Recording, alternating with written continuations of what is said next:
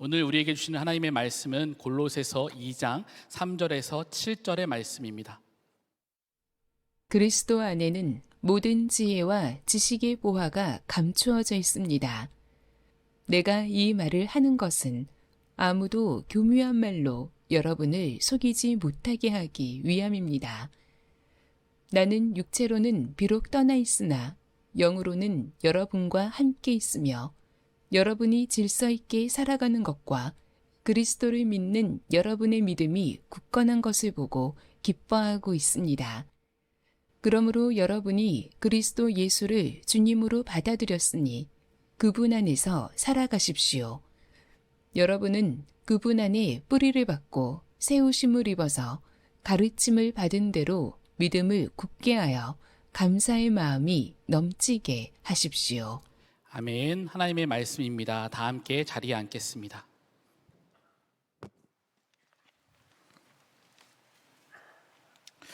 네, 추수감사 주일입니다. 우리 좌우에 앞에 계신 분들에게 이렇게 인사하겠습니다. 모든 것이 주님의 은혜입니다. 우리 인사하겠습니다.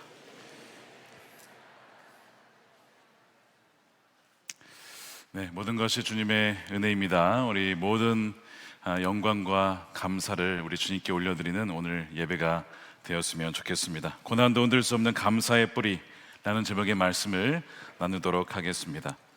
한 해를 돌아보면 참 감사한 일이 많습니다. 어제 저녁에 우리 아이들과 함께 감사 기도 제목을 쓰면서 정말 쓰다 보니까 칸이 모자랄 정도로 정말 주님께서 우리 가정에, 교회에 많은 감사의 열매를 주셨구나 하는 것을 깨닫게 되었습니다. 여러분도 꼭 오늘 가시기 전에, 오늘 하루가 가기 전에 감사의 기도 제목을 한번 적어보시길 바랍니다. 그러면 주님께서 더욱더 감사할 일들을 부어주실 줄로 믿습니다. 교회에도 올해 참 많은 감사한 일들이 있는데 또 새가족분들이 많이 오셨고, 특별히 원입인, 즉 복음을 처음 믿고 예수님을 영접하신 분들이 작년보다 2배 이상 늘었습니다. 유독 올해는 작년 세례가 많았죠. 전도를 받고 오신 분들이 세례를 받는 참 귀한 일들이 있었고요. 또한 사랑하는 자녀들이 한동안 신앙을 잃어버렸다가 어떤 계기로 인하여서 다시 주님께 돌아와 예배를 회복하는 그런 일들도 참 많이 들었습니다. 부모님들께서 얼마나 감사한지, 이제 작년이 되고 30대, 40대가 되어진 자녀가 돌아온다는 것이 얼마나 오랜 시간 동안의 기도였습니까? 그것이 응답된 것에 인하여 감사하는 한 해가 바로 올해였습니다. 이렇게 하나하나 체크해 보면 참 많은 열매가 있었는데, 지난주에 또한 놀라운 소식이 하나 있었습니다. 장문석 집사님 기억나시죠? 우리가 늘 예배 때마다 우리 북한에 억눌려 있는 우리 선교사님들을 위해서 기도했습니다. 그 중에 장문석 집사님께서 12년간 붙잡혀 있다가 얼마 전에 풀려나 중국에 있는 자택으로 돌아갔다는 소식을 들었습니다. 모든 영광 주님께 올려드립니다. 할렐루야. 이런 기도의 소식을 들으면 정말 하나님 살아계시구나, 우리의 기도에 들으시는구나 하는 것을 우리가 보게 되죠. 여러분 기억하십시오. 여러분의 기도를 주님이 듣고 계시다는 사실입니다. 그래서 여러분 힘을 내시고, 또한 여러분 격려를 받으셔서 기도가 멈춰져 있던 분들이 계시다면, 예배가 무너진 분이 계시다면 다시 회복하는 여러분들이 되시기를 축복합니다. 자, 그럼에도 불구하고 이렇게 기쁜 감사의 주일에 어떤 분들에게는 여전히 이런 소식들이 남의 이야기처럼 느껴지는 분들도 분명히 있을 것입니다. 아무래도 목회를 하다 보면 참으로 안타까운 소식을 여러 차례 여러 경로를 통해서 듣곤 합니다. 지난 한 주 예수동행 일기 추천 일기에 많은 일기가 올라왔는데, 그 중에 한 가정이 둘째를 임신을 했습니다. 그래서 22주가 지나고 꽤 이제 자란 거죠, 아이가. 자, 그래서 이제 병원에 검사를 받으러 갔는데 도무지 믿겨지지 않는 청천벽력과 같은 소식을 듣게 됩니다. 의사 선생님 소견이 이런 것이었습니다. 그 아이의 뇌 척수액이 이렇게 빠져나가서 이렇게 지나가야 되는데 빠져나가지 못하니까 뇌실이 점점 커지고, 커짐으로 말미암아 주변 뇌 조직이 발달을 지금 못하고 있다는 겁니다. 그렇게 되면 평생 누워 지내야 하는 중증 장애인이 된다는 거예요. 임신을 중단하려면 빨리 결정을 내려야 된다는 겁니다. 어떤 조금의 희망의 소식도 주지 않는 의사 선생님의 소견에 이 부부가 무너져 내린 겁니다. 믿음으로 반응하려고 하지만 그러나 도무지 이 현실, 의사 선생님, 이 전문가 아니겠습니까? 그 전문가 선생님께서 말씀하신 이 현실이 이 가정을 짓누르는 거예요. 그래서 이 남편과 아내가 계속 믿음으로 반응하려고 하는데 어느 날 이 아내 집사님께서 이렇게 기도했다고 합니다. 하나님, 저 중증 장애인 키울 자신이 없습니다. 너무 두렵습니다. 하지만 차마 제 손으로 이 아이를 죽이는 일도 할 수가 없을 것 같습니다. 여러분 어떻게 해야 합니까? 여러분 어떻게 해야 되죠? 알았으니까 그 아이를 이미 22주면 상당히 자란 상태입니다. 여러분 죽여야 할까요? 아니면 낳아야 할까요? 여러분이라면 어떤 선택을 하시겠습니까? 그러니까 이 믿음의 씨름을 하는 거예요. 기도하고 예배를 드리면 그래, 그래도 하나님이 낫게 해주실 거야, 혹은 하나님이 힘 주실 거야 하다가도 현실로 돌아가면 어떻게 하지? 정말 그렇게 되면 어떡하지? 걱정이 밀려오는 겁니다. 그 남편이 현실적인 이야기를 했다가 그게 무슨 소리야 당신, 이 아이를 낳아서 길러야지. 그러다가도 이 너무 무게가, 현실의 무게가 짓누르니까 내가 남편을 너무 힘든 곳까지 끌고 가는 건 아닌가, 여보 미안해, 뭐 이런 이야기들이 계속 오고 가며 그런 신앙의 갈등들을 일기에 길게 적어두신 것을 보았습니다. 그리고 지난 금요 성령 집회 때 오시고 앞에 나와서 기도를 받으시면서 연신 내내 아멘, 아멘, 하나님을 의지하는 귀한 부부의 모습을 보았습니다. 여러분 어떤 마음으로 추수감사 예배를 지금 드리고 계십니까? 주신 열매에 감사함으로 드리는 분들도 계시겠지만 이 가정처럼 도무지 감당할 수 없는 현실의 무게 때문에 추수의 감사는 뭐 열매가 있어야 감사하지 라고 하는 혹시 그런 마음으로 이 자리에 오신 분들도 있지 않습니까? 오늘 말씀의 7절에 여러분들의 마음에 감사의 마음이 넘치게 하십시오 라고 얘기를 합니다. 여러분 이런 상황 속에서도 정말 감사가 가능할까요? 도무지 감사할 조건이 없는데 여러분 감사가 나올 수가 있겠습니까? 오늘 골로새서 본문을 배경을 보게 되어지면 사도 바울이 편지를 보내면서 이 성도들이 겪고 있는 여러 가지 문제를 이야기를 합니다. 그들이 어떤 속임수에 의해서 믿음이 막 이렇게 흔들릴 수 있는 상황이 있었다는 겁니다. 그래서 8절에 보면 철학과 헛된 속임수에 속지 마십시오. 4절에 설득력 있는 말에 흔들리지 마십시오. 뭐 이런 이야기들이 나와요. 도대체 어떤 일이 있었을까? 당시 골로새 교회 성도들은 복음을 믿고 예수님을 영접하고 하나님의 자녀가 되었습니다.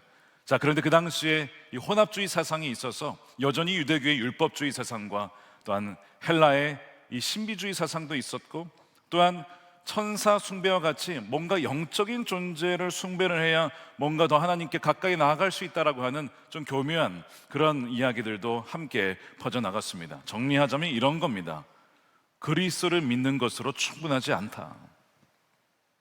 예수님 믿는 것만으로 충분하지 않으니까 플러스 알파가 있어야 된다는 것, 이것이 골로새 교회 안에 돌았던 거짓 메시지였다는 겁니다.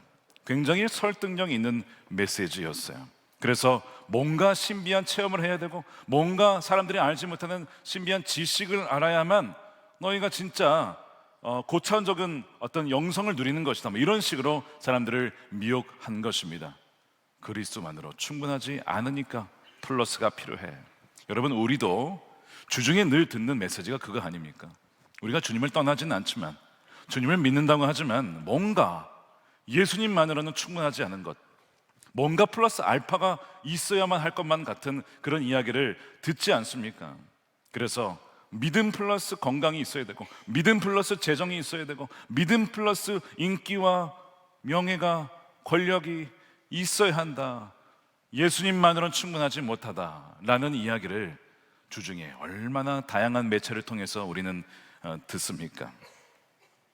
둘째를 임신한 그 어머니가 들었던 세상의 이야기가 바로 이런 것들이었습니다. 지금이 아이를 포기할 마지막 기회야.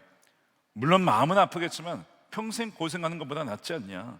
너뿐 아니라 가족 모두를 고생시키는 일이니까 왜 미련하게 고집을 부려. 그래서 자녀를 생각하고 사랑하는 이를 생각해서 해주는 말, 아주 설득력 있는 말이죠. 이것이 믿음의 가정을 얼마나 흔드는지. 신앙과 현실은 다른 거야. 야, 신앙은 그냥 신앙이지. 현실은 그 신앙으로 설명되지 않고 연결되지가 않아. 그러니까 정신 차려. 이것이 골로새 교회의 성도들을 흔들었던 메시지인데, 이것이 오늘날 우리에게도 우리의 믿음을 흔들곤 합니다. 저희도 셋째를 임신했을 때 그 상황을 여전히 잊을 수가 없습니다. 그 기쁜 마음에 병원에 갔지만 의사 선생님이 소견은 이 아이가 장애아로 태어날 확률이 다른 정상적인 산모보다 수십 배가 높으니까 결정을 하십시오. 더 검사를 하셔야 합니다. 그리고 결정을 하셔야 됩니다. 그런 이야기, 마치 어제 들은 이야기처럼 아직도 생생해요. 근데 더 검사를 하지 않은 이유는, 검사를 해서 애가 장애인이면, 그렇게 태어날 가능성이 높으면 안 날 것이냐? 저의 믿음으로는, 또 제가 아는 하나님의 믿는 분으로 고백할 때 저는 그렇게 할 수가 없었습니다. 장애아라 할지라도 하나님이 주신 생명이라고 믿었기 때문에 나을 거야. 설령 그렇게 주신다 하더라도 난 나을 거야 라고 아내와 그렇게 마음을 다잡고 병원을 빠져나왔습니다. 그렇게 믿음으로 나아가려고 하는데 꼭 저희를 위해 준다라고 해주는 분들의 이야기가, 현실을 봐라, 현실을 더 늦기 전에 결정을 내려라. 몸을 힘들게 만들어서 유산을 시켜라. 굉장히 설득력 있게 들립니다. 너무나 지혜 있는 말처럼 들립니다. 신앙을 부인하지도 않으면서 고통도 회피해가는 너무나 매력적인 이야기로 들리는 바로 그때를 통하여 믿음이 흔들리기도 하고, 정말 그렇게 가는 것이 지혜로운 것일까? 그때가 생각이 났어요. 여러분, 우리가 추수감사 주일을 맞이하며 감사 기도 제목을 하나하나 체크해 보면, 야, 정말 올해 주님께서 내 삶을 잘 지켜주셔서 건강도 하시고, 건강을 지켜주시고, 기업도 지켜주시고, 자녀들도 잘하게 하시고, 커리어도 이어갈 수 있도록 해주시고, 명성도 얻게 해주시고, 참 감사한 일들이 많이 있잖아요. 자, 그런데 여러분, 받은 복을 세어보다가 없는 영역이 있을 때, 여러분, 그것이 정말 복일까요? 여러분, 무엇이 복입니까? 내가 체크한 그 복이라는 기준이 정말 맞는 기준일까?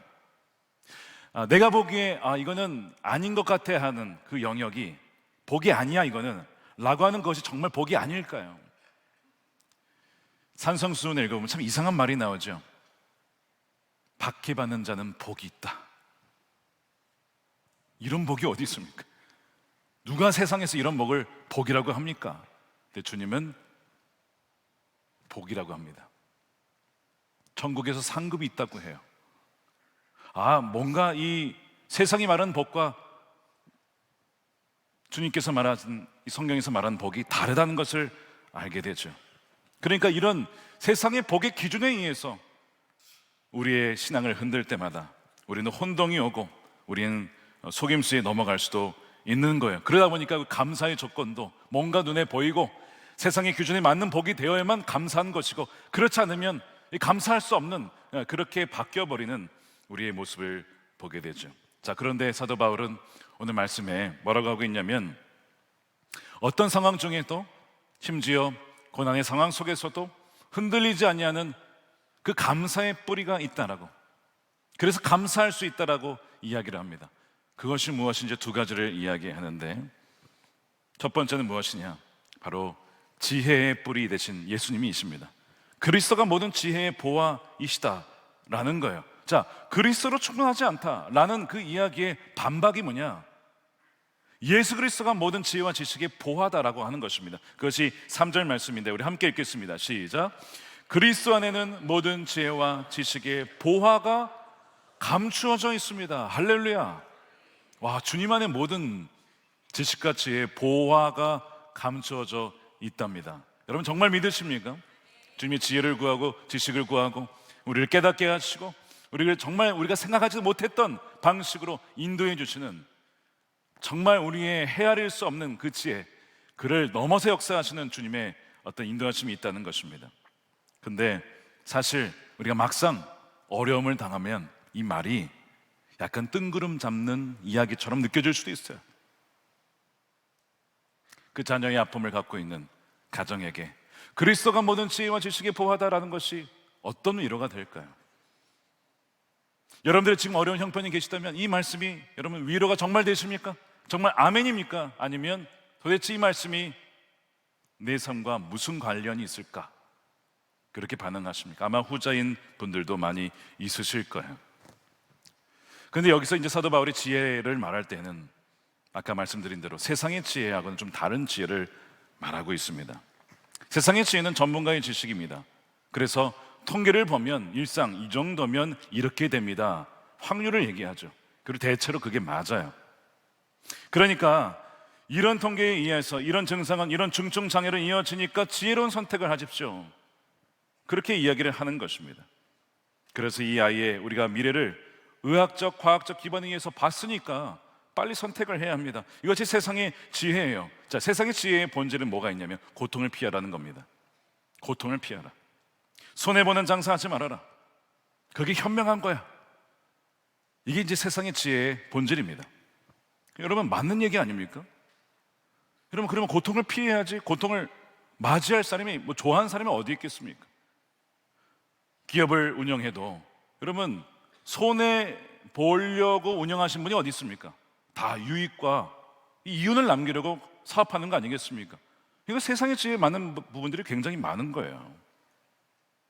자, 그런데 이 세상의 지혜에 대해서 사도 바울은 뒤집으면서 하나님의 지혜가 무엇이냐?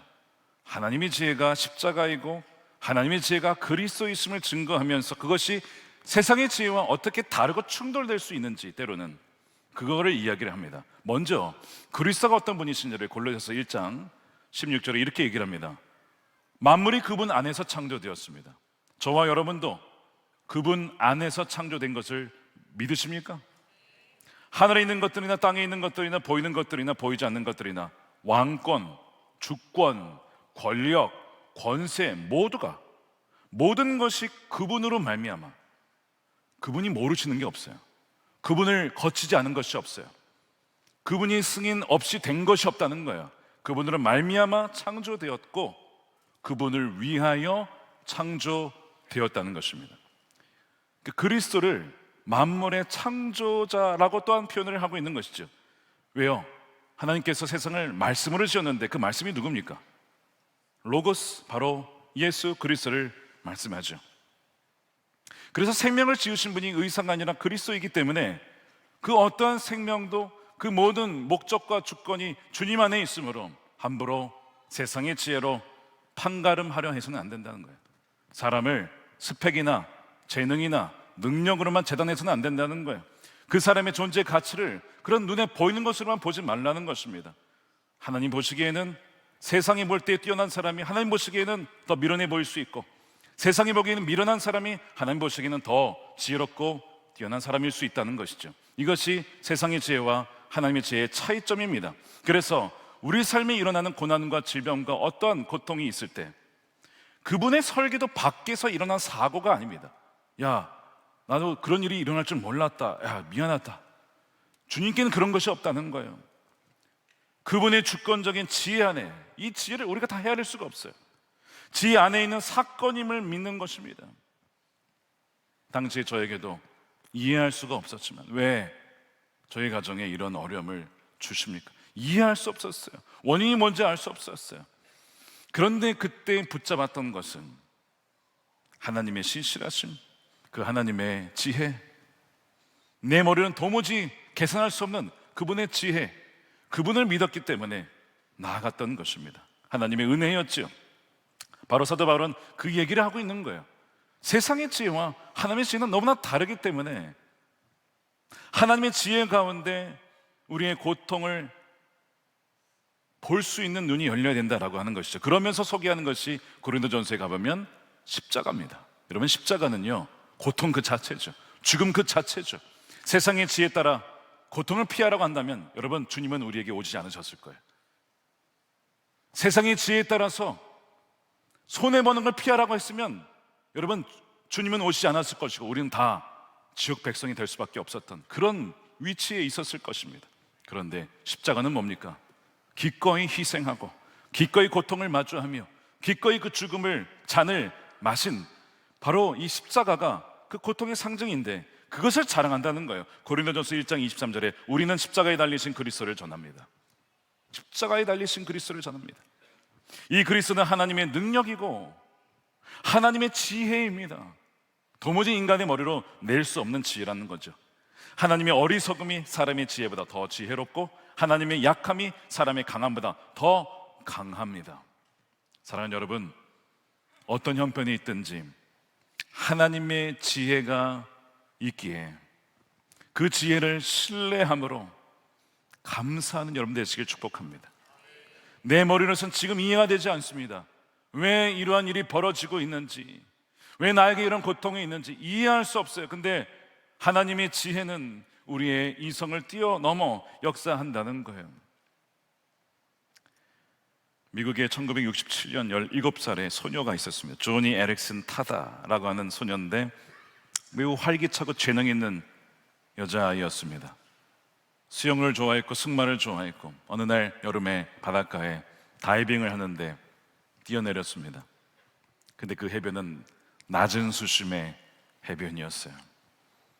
바닥에 머리를 박고 경추 4번, 5번이 골절이 되어 전신마비가 되고 말았습니다. 세상의 지혜인 의사 선생님 말씀에 평생 휠체어에서 벗어나지 못할 것이고 거기에서 너는 너의 인생을 살아야 할 것이다. 참으로 잔인한 이야기를, 그런데 사실은 이야기를 해주었습니다.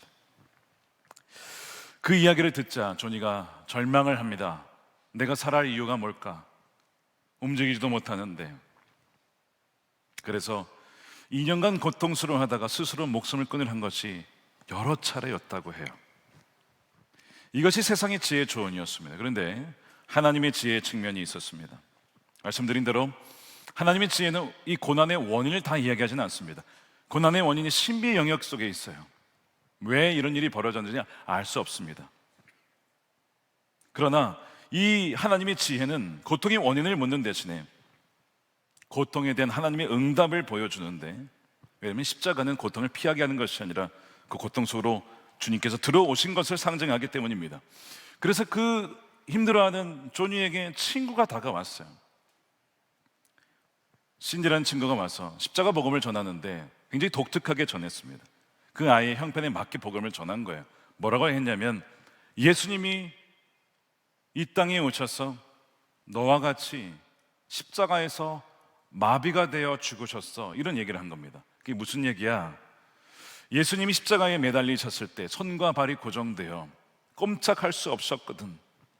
얼굴에 쏟아지는 침을 닦아낼 수도, 땀을 닦아낼 수도, 상처에 달려드는 파리도 쫓아낼 수도 없었는데, 바로 너처럼 완벽한 그 무력함과 마비 속에, 그러나 바로 그렇게 오신 것은 너의 영혼을 구원하고 너의 삶을 구원하기 위해 오신 거야. 이렇게 복음을 전합니다. 그러면서 그 조니가 십자가에 매달리신 그분, 어떻게 보면 굉장히 사람들이 보기에는 미련해 보이고 약해 보이고 실패한 것처럼 보이는 십자가의 그리스도를 통하여 이 조니가 예수님을 만나게 됩니다. 나의 고통을 이해하실 수 있는 유일한 분, 마비라고 하는 것을 이해할 수 있는 유일한 분이 나의 구세주시고 나를 위해 십자가에서 죽으셨다라고, 내 고통을 아시는 그분이 나와 함께 하신다라고, 그것을 그녀가 믿기로 합니다. 그래서 세상은 그녀의 인생이 비극이다, 인생이 끝났다, 휠체어 인생을 벗어나지 못할 것이다, 이렇게 제안했지만 하나님의 지혜는 바로 그녀의 이 깨어진 세상에서 벌어진 그 아픔과 그 모든 절망을 바꾸어서 나의 지혜를 드러낼 새로운 시작이라고 말씀하십니다. 세상은 팔과 다리를 움직여야 정상적인 삶을 살 거야 라고 말하지만, 십자가의 지혜는 뭐라고 얘기하냐면, 너가 움직이지 못한다면 움직이지 못하는 그 자리에서 내가 너를 붙들고 일할 거야, 그렇게 말씀을 하셨다는 거예요. 참 놀랍게 조니가 의사 선생님 말과 다르게 상체를 움직일 수 있게 됩니다. 비록 하체는 여전히 휠체어에 있긴 하지만 조니와 친구들이라는 것을 만들어서 이제 사역을 시작하면서 그게 두 가지 참 귀한 일을 하게 됩니다. 첫 번째가 무엇이냐면, 첫 번째가 레이건 대통령에 의해서 국가장애위원회 위원으로 임명이 됩니다. 자, 그래서 이 나라에, 그 당시 미국에 이 장애인들의 인권이 별로 없었던 그 시기에 장애인들의 인권과 권리를 보장을 하고 장애인에 대한 차별을 금지시키는 그 법을 제정을 하는데 큰 기여를 합니다. 그 법이 무엇이냐면 바로 미국 장애인법입니다. Americans with Disabilities Act, ADA라고 하는 법을 만들어요. 지금 이것이 미국의 이 장애인법의 근간입니다. 미국에 가보시면요, 장애인들이 참 살기 좋은 나라입니다. 인정을 받고 대접을 받으며 존중을 받는, 그러니까 장애인과 정상인들이 똑같이 인정을 받는 그런 나라예요.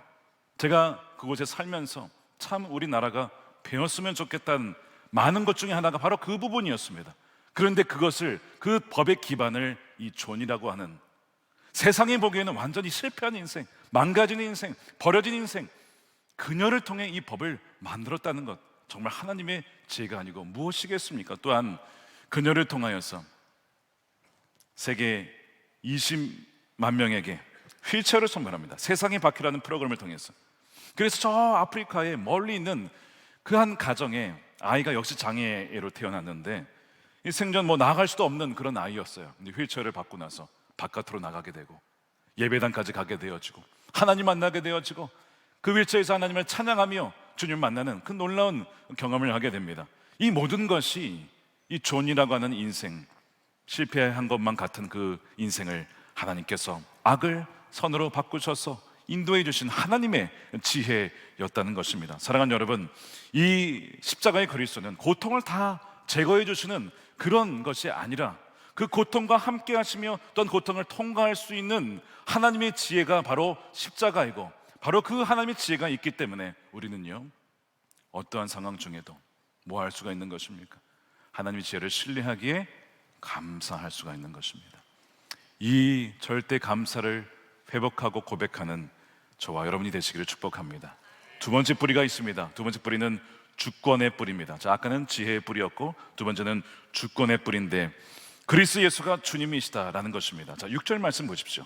그러므로 여러분이 그리스도 예수를 주님으로 받아들였으니 그분 안에서 살아가십시오. 제가 묻겠습니다. 예수님을 여러분의 구원자로 믿으십니까? 예수님을 구원자로 믿는다는 게 무슨 의미입니까? 우리의 모든 죄와 사망에서 우리를 건져주시는 분이시다, 우리 죄를 용서해 주시는 분이시라는 것이 구원자 예수를 믿는 것이죠. 자, 그런데 주님으로 믿는 건 뭡니까? 그것도 이거와 다른 측면입니다. 복음에 있어서 큰 두 축이 구원자와 주님이시라는 이 두 축입니다. 어느 하나도 빠지면 여러분 구원받지 못합니다. 그러니까 우리는 구원자로서 예수님도 믿고 주님으로서의 주님도 믿는 거예요. 주님으로서 받아들인다는 것은 바로 이런 거죠. 내 삶에 이해할 수 없는 일이 벌어져도 내 삶을 통치하시고 다스리는 분이 주님이십니다. 내가 보기에 내 삶에 통제되지 않는 많은 영역이 있습니다. 건강이든 재정이든 관계든 일이든 통제되지 않는 영역이 있을지 몰라도 결코 주님의 통치 가운데 주님이 통제하지 않는 영역은 없다라고 하는 것, 주님의 통제를 벗어난 적이 없다라고 하는 것, 내 삶이 주님 안에 있다라고 하는 것을 믿는 것이 예수님을 주님으로 받아들였다라는 고백입니다. 자, 그러면 우리는 어떻게 할 수 있어요? 어떤 상황에도 주님 감사합니다. 내가 내 인생의 주인이 아니라 주님이 내 인생의 주권자 되시고 왕이 되시고 선한 목자 되시고 나를 인도해 주시니 나의 지혜로는 다 이해할 수 없지만 풍성하신 하나님의 지혜로 나의 삶을 인도하실 주님을 찬양합니다. 그러면 우리는 감사할 수가 있게 되는 거예요. 그래서 여러분, 범사에 감사라는 것이 어떻게 가능하냐면 말이 안 되는 것 같아요. 어떻게 범사에 감사합니까? 여러분, 그 불행한 일에 대해서 감사라는 뜻이 아니에요. 그 상황 중에도 내 삶을 통제를 쥐고 계시는, 여전히 내 삶을 통치하시는 주님으로 말미암아 감사할 수 있다는 것입니다. 이게 범사의 감사라는 의미예요. 그리고 로마서 말씀에 롬 8:28에 뭐라고 되어 있습니까? 모든 것이 좋은 것이든 나쁜 것이든 우리가 예상했던 것이든 예상하지 못하는 것이든 합력하여 선을 이루실 주님으로 인하여 우리는 감사할 수가 있는 것입니다. 그리하여 이 주권적인 하나님의 손길이 우리에게 어떻게 일어나느냐? 여러 손길로 나타나서 나타나는데 우리 주위의 형제자매를 통하여, 믿음의 동역자를 통하여 나타납니다. 그래서 골로새서 2장 1절에 보면 사도 바울이 내가 당신들을 위해서 얼마나 애쓰고 있는지를 알기를 원합니다, 이런 얘기를 해요. 사도 바울이 골로새 교회 성도들을 위하여 기도하고 수고하고 그 모든 이단과 악한 사상을 물리치기 위하여 편지를 쓰고, 바로 이것이 뭐냐면 주님이 그들의 삶을 통치하시는 방식을 보여주는 것인데, 사도 바울을 통하여 그렇게 하셨다는 얘기예요. 마찬가지입니다. 올해를 한번 돌아보세요. 우리가 올해 이렇게 살 수 있었던 것이 하나님의 은혜인 것을 여러분 정말 믿으십니까? 두 번째, 여러분을 위하여서 기도해 주신 분들이 있습니다. 여러분들을 위해서 사랑의 수고를 해 주신 분들이 있어요. 저도 올해 돌아보면 기뻤던 순간도 있고 슬펐던 순간도 있었고 힘든 순간도 있었습니다. 근데 그 모든 순간을 이겨낼 수 있었던 건 주님이 함께 하셨기 때문이고, 두 번째는 저를 위하여, 저희 가정을 위하여 기도해 주신 분들이 있었기 때문에 이겨낼 수가 있었어요. 그런 사랑의 수고가 무엇이냐면, 내가 너의 삶을 지키고 있다, 주관하고 있다, 너가 보기에 그 일이 너의 통제를 벗어난 것 같아도 한 번도 내 손에서 너의 삶이 벗어난 적은 없다. 그것을 주의 기도하는 자들을 통하여, 사랑의 수고를 하는 자들을 통하여 우리는 경험하게 되는 거예요. 아까 그 둘째를 임신한 그 집사님이 이런 얘기를 합니다. 그 주위에 자신의 가정을 위하여 붙잡아 주시는 많은 분들이 있었다는 거예요. 지금도 있다는 거예요. 병원에 함께 가주겠다며 운전대를 잡고 밥을 사준 한 집사님의 수고가 있었습니다. 울어도 된다라고 안아주시는 부모님, 너 혼자 짐지지 말라라고 하면서 함께 이 짐을 지고 가는 남편이 있고, 생명의 주권을 함께 붙들어주며 하나님이 함께 하십니다라고 기도해 주신 교금 목사님의 기도가 있고, 우리 공동체가 다 함께, 그 태명이 똘랑이입니다, 똘랑이를 함께 키우겠다라고 선포한 지역장님의 수고가 있고, 그러니까 많은 분들이 기도해 주시는 거예요.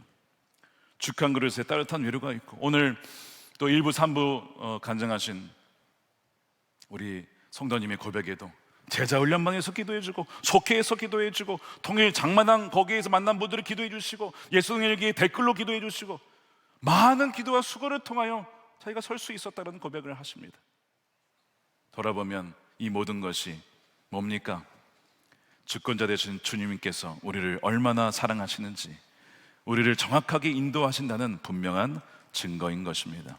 우리가 추수감사절 맞이하여 기도할 때, 감사할 때는 하나님께 감사함의 동시에 사랑의 수고와 기도를 해주신 분들에게 또한 감사를 표현한 날이 또한 추수감사주일입니다. 그분들에게 꼭 감사의 표현을 놓치지 않고 하는 여러분들이 되시기를 축복합니다. 우리는 혼자 설 수 없는 자였기 때문입니다. 오늘 말씀을 정리하면서 사도 바울이 얘기를 합니다. 결국 감사라고 하는 것은 우리의 뿌리를 그리스도에게 완전히 내렸을 때, 그리고 거기에서 세움을 받아서 믿음으로 굳건하게 세워졌을 때 나오는, 저절로 나오는 열매가 바로 감사라고 하는 겁니다. 자, 7절 보십시오.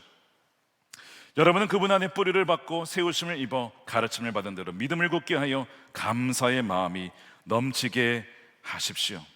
그리스도를 주로 받고 그 안에 뿌리를 박은 자는 세우심을 입습니다. 그분의 안에 뿌리를 내렸을 때에 그 감사가 나오게 되는 거예요. 그러니까 감사는 그리스도께 뿌리 내린 자의 자연스러운 열매입니다.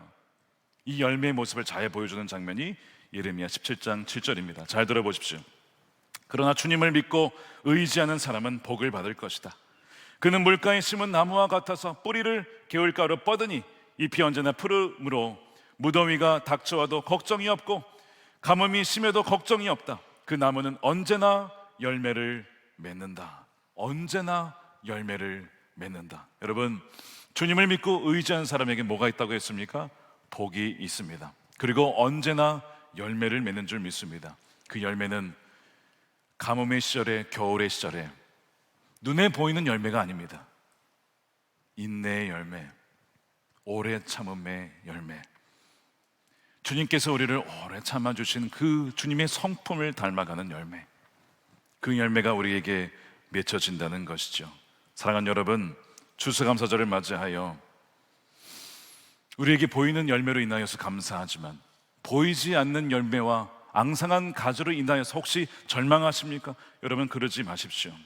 여전히 우리가 그리스도 안에 있기 때문에 우리는 우리의 감사의 뿌리가 되시는 주님으로 말미암아, 하나님의 지혜요 우리의 주권자가 되신 주님으로 말미암아 감사할 수가 있는 것입니다. 그러니까 여러분, 감사의 이 노래는 그리스도에게 뿌리를 내린 자만이 부를 수 있는 노래인 것입니다. 여러분, 그렇게 감사할 때 마귀가 정말 싫어합니다. 여러분, 혹시 이런 취미 가져보시면 어떻겠습니까? 마귀 괴롭히기. 그 마귀 괴롭히기 중에 할 수 있는 것 중에 뭐냐면, 여러분, 바로 기도가 있고 그 다음에 감사하는 거예요. 마귀가 진짜 싫어하는 겁니다. 생각만 해도 재밌지 않습니까? 마귀 괴롭히기. 이런 중에서도 감사가 나와? 어떻게 저럴 수가 있지? 말이 안 되잖아. 열이면 열, 이 상황에서만 절망을 하고 예수님을 저주하고 떠날 텐데 어떻게 그 절망적인 상황에서 감사가 나오나? 너무 괴로운 거야, 마귀가. 여러분, 그런 취미를 가지고 정말 어떤 상황 중에도 감사를 통하여 하나님을 기쁘시게 하고 마귀를 두렵게 하는 여러분들 되시기를 축복합니다. 여러분, 그리하여 이 감사가, 우리가 감사를 할 때 나중에 그 감사가 우리 영혼을 지키고 나중에는 결국에는 이 감사로 말미암아 우리를 속이려고 하는 사탄의 속임수를 격파하는 가장 강력한 무기가 될 줄로 믿습니다. 우리가 추수감사절을 맞이하여 이 절대 감사를 통하여 주님께 나아가며 계속해서 감사 열매를 주님께 올려드리는 저와 여러분의 삶이 되시기를 주님의 이름으로 축원드립니다. 이 시간 우리 감사의 증인을 초청하겠습니다. 우리 양계정 집사님 나오셔서 우리 간증하실 때 우리 박수로 맞이해 주시길 바랍니다.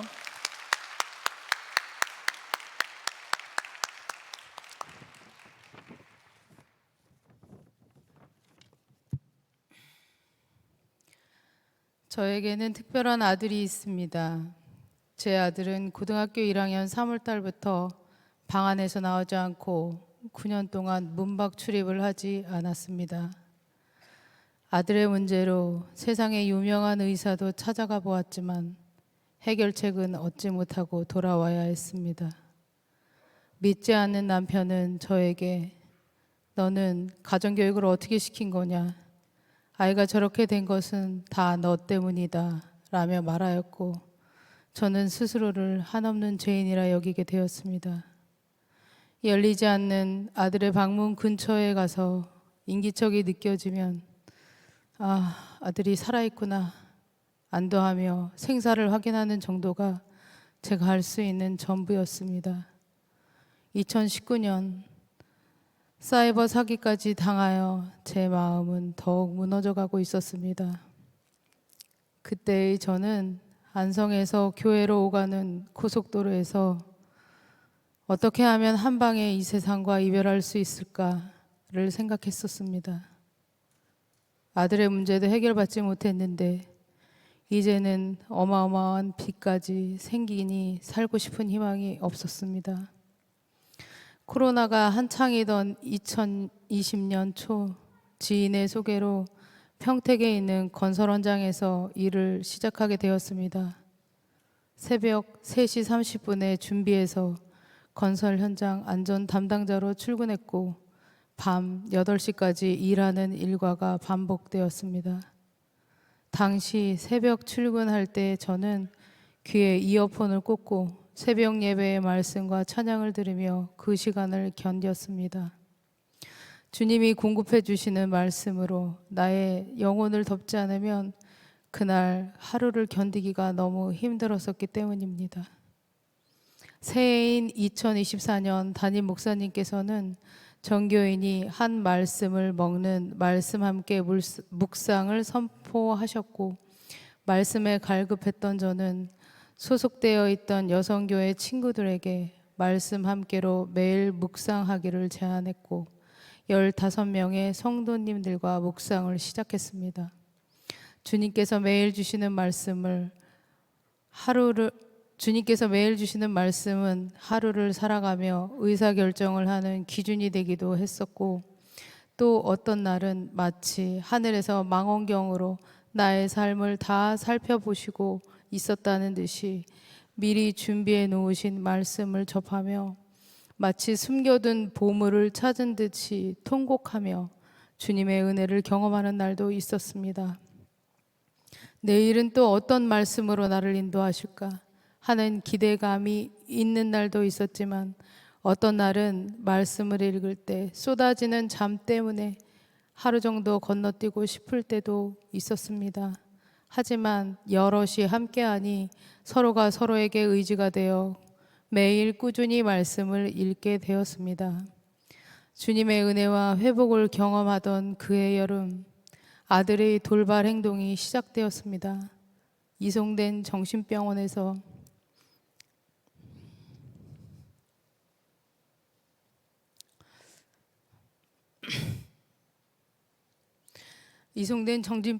아들은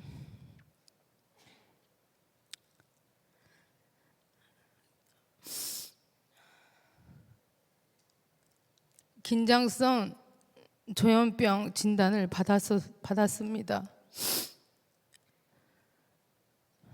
아들은 병원에서 입원해서 전기 치료와 약물 치료를 받아야 했습니다. 장기간 입원을 할 수 없어 2달 후 아들은 퇴원을 했습니다. 저는 하던 일을 모두 그만두고 아들 옆에 있기로 결정했습니다. 치료를 받고 증세가 호전되었고 12월쯤에는 아들이 제과제빵 공부를 하고 싶다고 스스로 말했습니다. 의지를 갖고 제과제빵 공부를 하고 싶다는 아들과 함께 학원을 다니며 꿈만 같은 하루하루를 보냈습니다.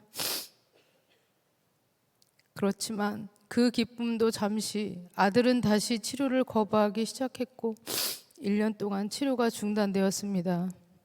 저는 또다시 마음이 무너졌고 전보다 더 큰 절망에 잠시 빠지기도 했습니다. 하지만 주님께서는 저를 말씀으로 붙잡아 주시며 견디게 하셨습니다. 작년보다 2배나 넘는 32명의 여성교 공동체가 말씀 함께 묵상을 함께 하게 된 것이었습니다.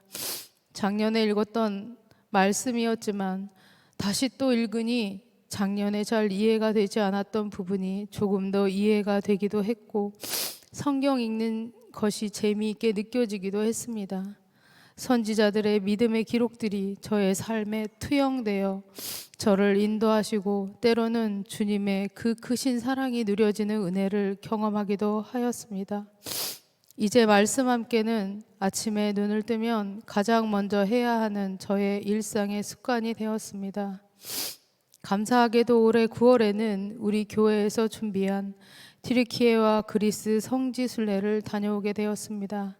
주님께서 사도 바울을 통해 하신 그 역사의 현장에서 위대한 주님을 다시 한번 확인하고 확신하는 시간들이었습니다.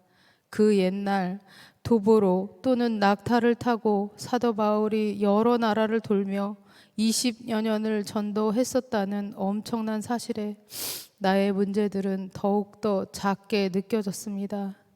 다니는 곳곳마다 사도 바울과 주님의 흔적이 세월이 많이 흐른 2000년이 넘은 지금에도 남아있음이 더욱 놀라웠습니다. 많은 설명들이 없어도 성경책에 쓰여있는 의미들이 조금씩 이해가 되기 시작하였습니다. 상황이 완전히 해결되지는 않았지만 이제 저는 아들 때문에 염려하지 않습니다. 아들의 일도 주님께서 일하실 것을 분명하게 믿기에 더 이상 아들 때문에 슬퍼하지도 낙담하지도 않습니다. 항상 기뻐하라는 주님의 말씀 따라 이 세상 누구보다 가장 행복한 사람처럼 웃으며 지냅니다. 고난을 통해 일하시는 주님을 찬양하며 저의 고난이 사명으로 확장됨을 깨닫습니다. 요즘 저는 남편과 평범한 저녁 식탁에서 음식을 나누며 그날 하루의 소소한 일상들을 이야기하며 시간을 보내곤 합니다. 주님의 말씀 안에서 제 마음이 평안해지니 남편도 저에게 부드러운 말로 대화하며 서로의 부족한 부분을 서로 돕는 진정한 부부로 거듭남을 경험합니다. 저의 삶을 통해 주님께서 베푸신 은혜에 감사를 드립니다. 저의 간증을 함께 들어주신 여러분께 감사합니다.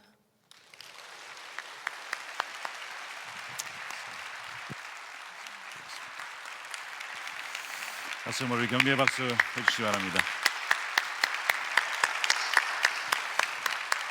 네, 이 시간 우리 함께 기도하겠습니다. 이 시간 우리 올해 한 해를 돌아보며 우리에게 감사의 저명을 주신 하나님께 감사드리며, 또한 눈에 보이는 열매는 없을지라도 우리의 지혜가 되시고 우리 주님 되시는 예수님으로 인하여 이 시간 감사했으면 좋겠습니다. 조건적인 감사가 아니라 주님으로 인하여 언제 어디서나 하나님을 신뢰함으로 감사할 수 있는 우리가 되어서 주님을 기쁘시게 하고 마귀를 두렵게 하고 그렇게 승리하는 그리스도인의 삶을 살아갈 수 있도록 인도해 달라고, 모든 것이 주님의 은혜입니다.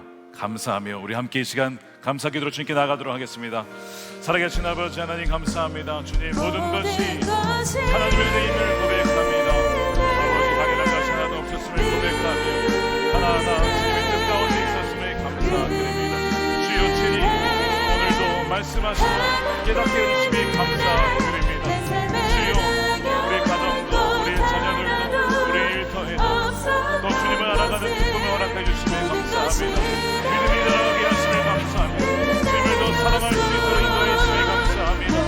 주님, 우리의 삶에 여전히 여러 가지 아픔과 갈등과 보이지 아니하는 문제들이 많이 있지만 주여 아버지, 주님께서 우리의 삶을 가장 잘 아십니다. 두려워하지 말고 염려하지 말고 모든 우리 삶을 내어 맡기며 신뢰하게 합니다. 주여, 사는 마음에 감사의 마음이 넘치는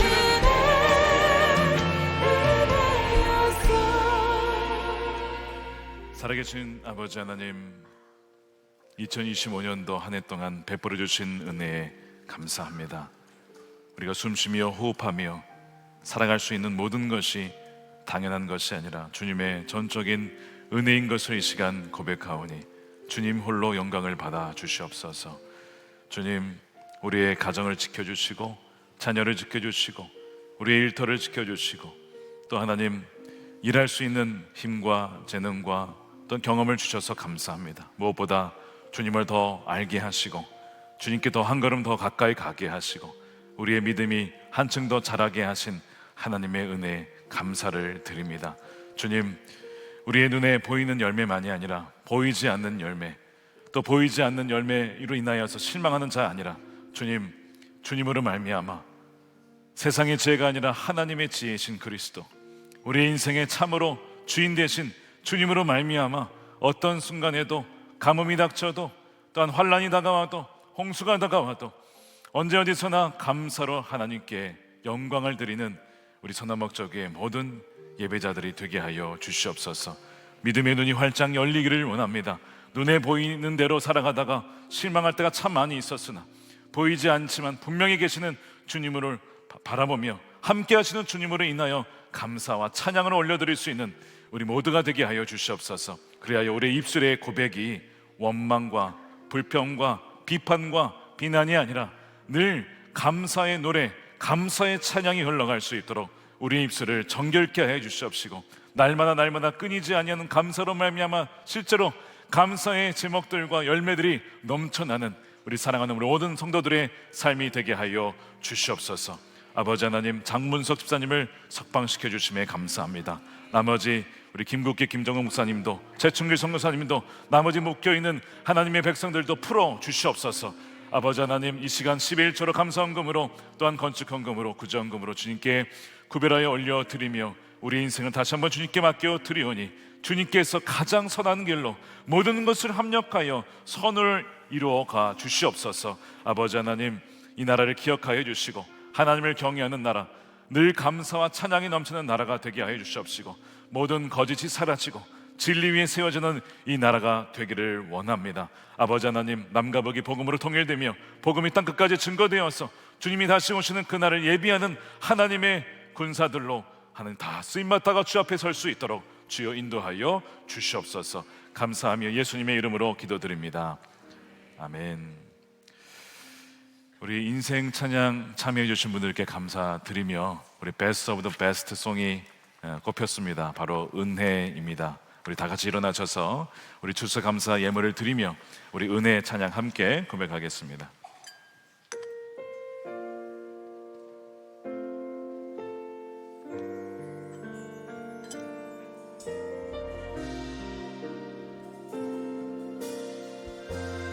내가 누려왔던 내가 누려왔던 모든 것들이,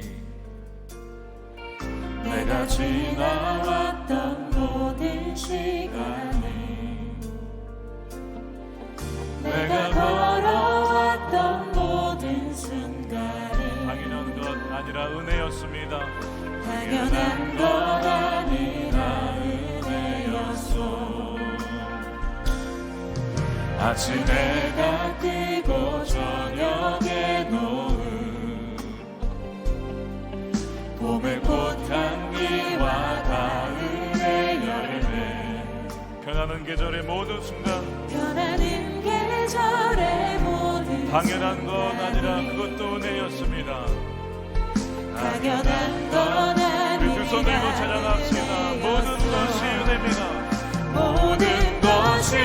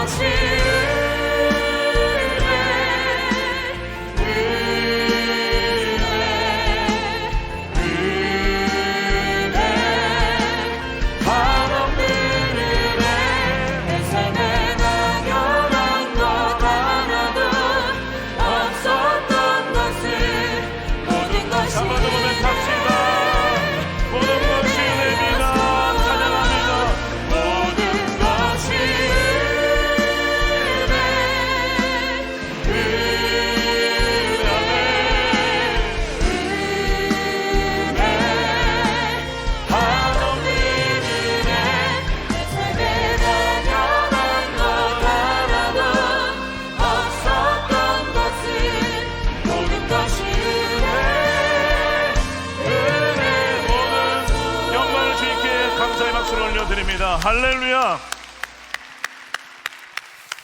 축도하겠습니다. 이제는 우리 주 예수 그리스도의 크신 은혜와 아버지 하나님의 풍성하신 사랑하심과 성령님의 가망함동 교통 내주하심이 추수감사절을 맞이하여 모든 지혜의 근본 되시는 주님과 또한 우리의 인생을 통치하시는 주님으로 인하여 늘 감사의 노래로 주님께 나가기를 결단하는 사랑하는 우리 모든 소나목자 위에 예배자들 머리 위에 저들의 가정과 일터와 사랑하는 자녀들과 다음 세대와 주의 몸된 교회와 저국 대한민국과 열방 가운데 영원히 함께 하시기를 간절히 축원하옵나이다. 아멘.